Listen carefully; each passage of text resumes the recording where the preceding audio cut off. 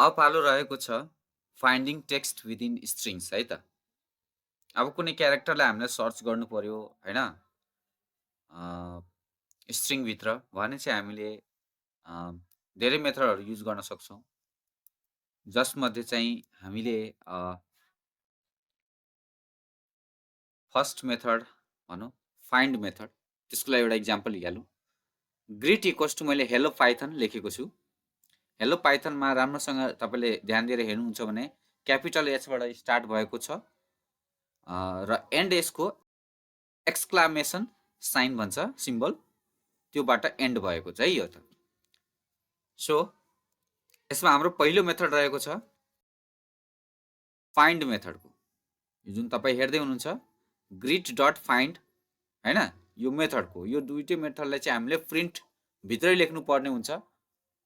नभए चाहिँ के हुन्छ भन्दाखेरि आउटपुट आउँदैन, माथि देखाएकै जस्तै टेक्स्ट डट अप्पर मात्र लेखेर चाहिँ त्यसको आउटपुट आउनेवाला छैन, प्रिन्टसँग राख्नु पर्ने हुन्छ है त। ल अब यसको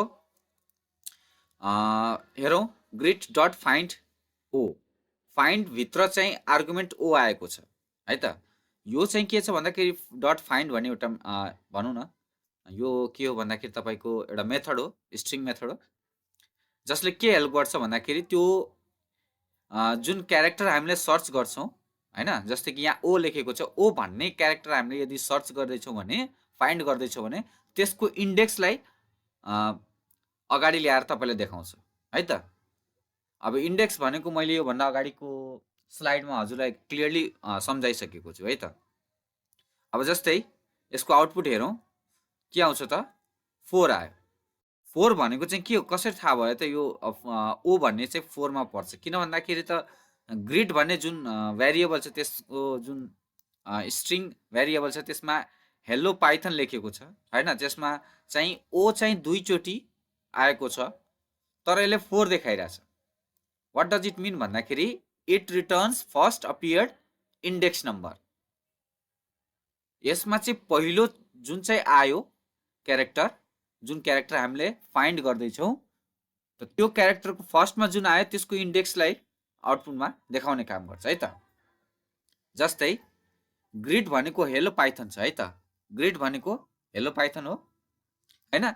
यसमा चाहिँ हाम्रो टेबल अनुसार हेऱ्यो भने क्यापिटल एच भनेको 0 इन्डेक्समा छ, ई भनेको चाहिँ स्मल ई भनेको चाहिँ 1 मा छ, त्यसै गरी एलएल 2 3 मा छ र ओ भन्ने चाहिँ केमा आएको छ 4 मा आएको छ। हेर्नुहोस् है ध्यान दिएर, यहाँ तपाईँले हेर्दै जानुभयो भने 10th पोजिसनमा ओ हेर्न सक्नुहुन्छ तपाईँले, बट यसले फर्स्ट अकरेन्समा चाहिँ फर्स्टमा जो पर्यो त्यसको इन्डेक्स चाहिँ उसले देखाउने गर्छ, जुन क्यारेक्टर तपाईँले फाइन्ड गर्दै हुनुहुन्छ है त। मलाई लाग्छ तपाईँले राम्रोसँग बुझिसक्नु भएको होला। सो अब नेक्स्ट हेरौँ, नेक्स्ट रहेको छ फाइन्ड पी। यदि हामीले फाइन्ड गर्छौँ पी होइन, यदि पी हामीले फाइन्ड गर्छौँ, जस्तै कि यसमा पी चाहिँ छ, हेलो पाइथनमा पी चाहिँ छ, बट त्यो पी चाहिँ स्मल छ, यो पी चाहिँ ठुलो छ, क्यापिटल छ भने यसलाई फाइन्ड गर्दाखेरि यो त केस सेन्सिटिभ हो, त यसले जे कुरा हामीले फाइन्ड गर्न लेख्न क्यापिटल भयो भने क्यापिटलै सर्च गर्छ त्यसले। यदि पाएन भने यसले आउटपुटमा चाहिँ -1 दिन्छ है त। के दिन्छ त -1 दिन्छ। यदि जुन क्यारेक्टर हामीले फाइन्ड गर्दैछौँ त्यो क्यारेक्टर त्यो स्ट्रिङमा भएन भने चाहिँ -1 आउटपुट दिन्छ है त। कुरा बुझ्नुभयो? ल नेक्स्ट हाम्रो रहेको छ डट इन्डेक्स है त। डट इन्डेक्स पनि एउटा के भनौँ स्ट्रिङ मेथड नै हो, बट यो ठ्याक्कै तपाईँको फाइन्ड मेथड जस्तै काम गर्छ यो पनि है त। इन्डेक्स मेथड भनेको चाहिँ ठ्याक्कै फाइन्ड मेथड जस्तै काम गर्छ यसले। सो यसको पनि हामीले माथि जसरी डट फाइन्ड अनि क्यारेक्टर ओलाई फाइन्ड गर्न खोजिरहेको थियो त यसको आउटपुटमा के आएको थियो 4 आएको थियो, त यसको पनि आउटपुटमा त हजुरलाई 4 नै आउँछ है, 4 नै आउँछ।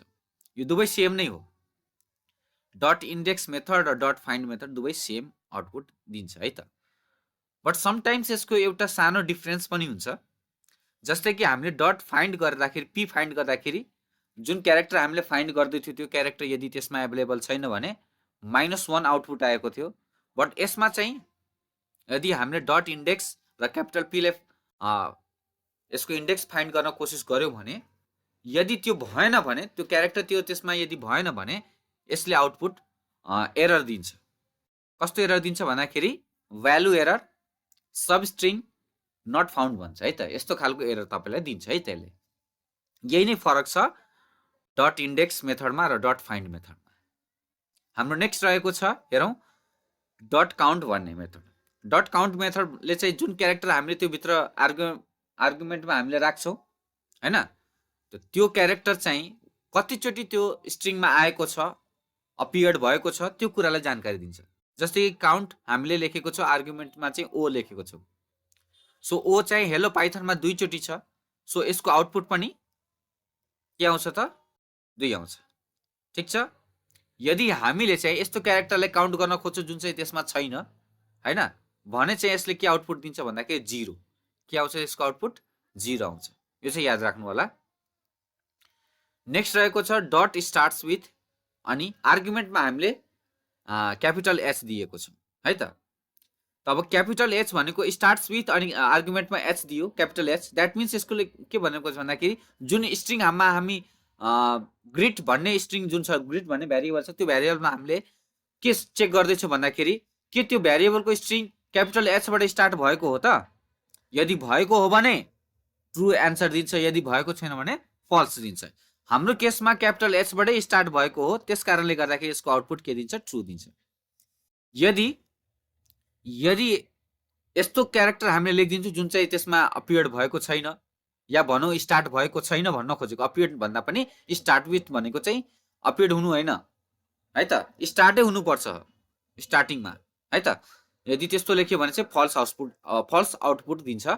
किन भन्दाखेरि स्टार्ट्स विथले के गर्छ भन्दाखेरि त्यो डाइरेक्ट चेक गर्छ त्यो स्ट्रिङ चाहिँ त्यो लेटरबाट या वर्डबाट स्टार्ट भएको छ कि छैन भनेर है त। यसमा तपाईँले वर्ड पनि आर्गुमेन्टमा पास गर्न सक्नुहुन्छ। जस्तै क्यापिटल एचको ठाउँमा तपाईँले त्यहाँनिर तपाईँले HELLO हेलो भनेर पनि लेख्न सक्नुहुन्थ्यो है त। अब नेक्स्ट रहेको छ हाम्रो ग्रिड डट एन्ड्स विथ भनेको छ। अनि एन्ड्स विथमा चाहिँ हामीले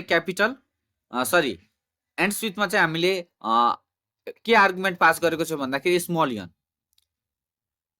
अब हामी एकचोटि हेरौँ हाम्रो जुन छ यो हेलो पाइथनमा के हाम्रो सेन्टेन्स कहाँ गएर कुन क्यारेक्टरमा गएर एन्ड भएछ भन्दाखेरि एक्सक्लामेसन जुन साइन छ, एक्सक्लामेसन साइन सिम्बल त्यहाँ गएर एन्ड भएको छ। बट हामीले आर्गुमेन्टमा n लेखेको छौँ। सो यो हाम्रो के हुन गयो त फल्स हुन गयो। त यसको आउटपुट पनि के आउँछ त भन्दाखेरि हजुरको फल्स आउँछ है त।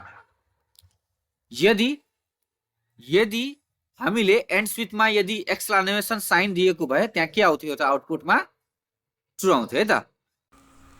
धन्यवाद साथीहरू, यहाँसम्म भिडियो तपाईँले राम्रोसँग बुझेर हेरिदिनु भएकोमा।